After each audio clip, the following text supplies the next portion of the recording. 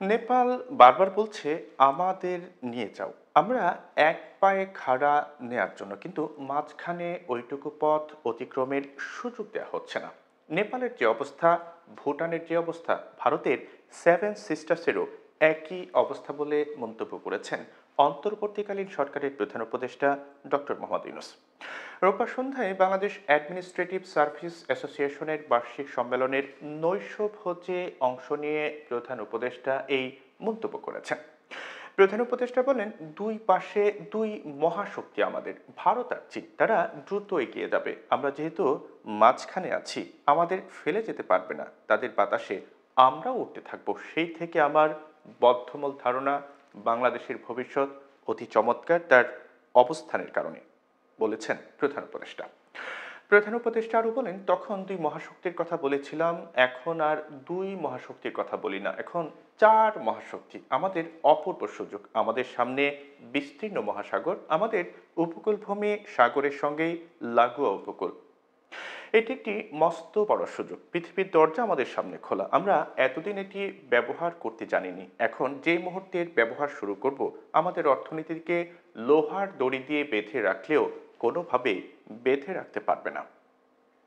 এদিন প্রধান উপদেষ্টা বলেন, আমাদের উত্তরে সেই বিখ্যাত হিমালয় পর্বতমালা, যেখানে জমে আছে যাবতীয় শক্তি, হাইড্রো পাওয়ার। আমাদের কত শক্তি দরকার, সব ওখানে জমা আছে, হারিয়ে যাচ্ছে না, শুধু নেয়ার অপেক্ষায়।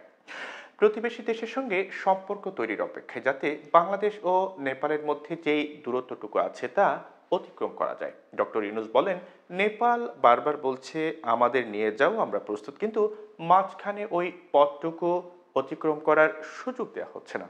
আশা করি তাদেরই অর্থনৈতিক কারণে তারা আমাদের সেই সুযোগ দেবে, এটা সবার মঙ্গলের জন্য।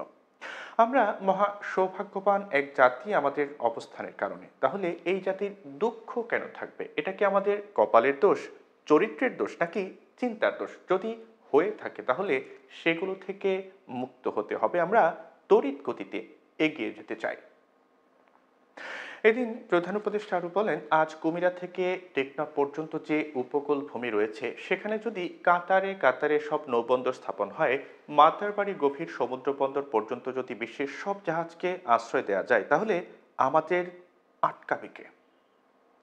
আমাদের উত্তরে নেপাল, তাদের সৌভাগ্য তারা হিমালয় পর্বতের পাদদেশে আছে, কিন্তু দুর্ভাগ্য হলো তারা সমুদ্রের দেখা পায় না। তাদের সমুদ্র দেখতে হলে আমাদের মাধ্যমে দেখতে হবে। তিনি বলেন, ভুটানের অবস্থাও একই রকম, তাদেরও সমুদ্র দর্শনের সুযোগ নেই। তাদের সমুদ্র দেখতে হলে আমাদের মাধ্যমে আসতে হবে। ঠিক তেমনি ভাবে ভারতের পূর্বাঞ্চল সেভেন সিস্টার্স, তাদের অবস্থাও একই, তাদের সমুদ্র দর্শন হয় না।